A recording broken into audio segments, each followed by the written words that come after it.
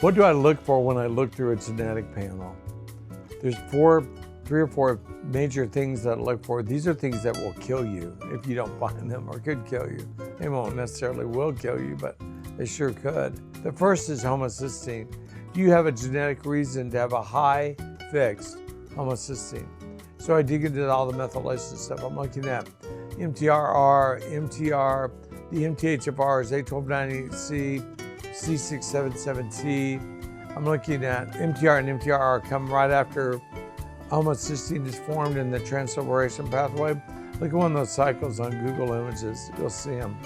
They block the breakdown of homocysteine to glutathione.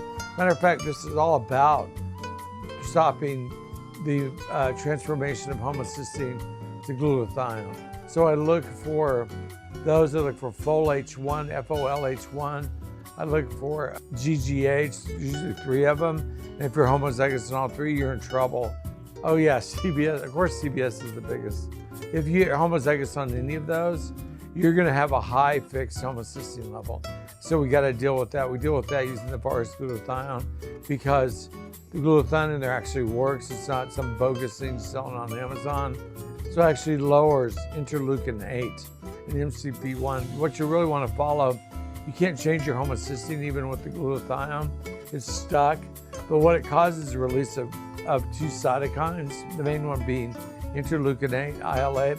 It lowers that down to 0 when you take enough of it. The next thing I look for is PEMT. PEMT, if you're homozygous, means you can't make enough phosphatidylcholine. It can cause you to have NAFLD or fatty liver disease, gallbladder disease for sure. Anyone with young gallbladder disease needs to think they have PEMT until proven otherwise. Causes NASH then, which is non-alcoholic steatohepatitis, which means your liver is dying and getting really scarred up, and then your liver dies. So you either get a transplant, you die, or you get liver cancer. Those kind of all go together. Also, it causes ulcerative colitis, Crohn's disease. That's not official, but all 18, I saw another one yesterday. All 18 of my ulcerative colitis, Crohn's disease patients now have PEMT. When you treat them for it, they improve a lot, sometimes a lot, and they get back to normal life. It takes a while. It can take 6 months before they get off some of all their other meds and stuff and get back to normal life, and it returns your gut to normal, but it takes a while. So that's the second thing I look for. What's the third thing? NR3C1. NR3C1 homozygosities, even if you have the 7 heterozygosities like some people have, it's going to cause brain inflammation and shrinkage. If you're homozygous in 7, it's definitely going to cause brain inflammation and brain shrinkage and dementia. So you can't make phosphatidylserine. So remember, PEMT, you can't make phosphatidylcholine. NR3C1, you can't make phosphatidylserine for your brain. There's also a lot of crossover between those. The phosphatidylserine can definitely help your liver, and the phosphatidylcholine can definitely help your brain. That's why I say there's crossover. So you give them phosphatidylserine and they get better. They get rid of the brain inflammation. They start thinking more clearly and a lot more deeply. That's kind of crazy, but it's really critical. The next thing I look for is VDR, VDR TAC, VDR FOC, VDR anything. If you're homozygous or double homozygous on those, you're gonna always have a low D3K2 level, always.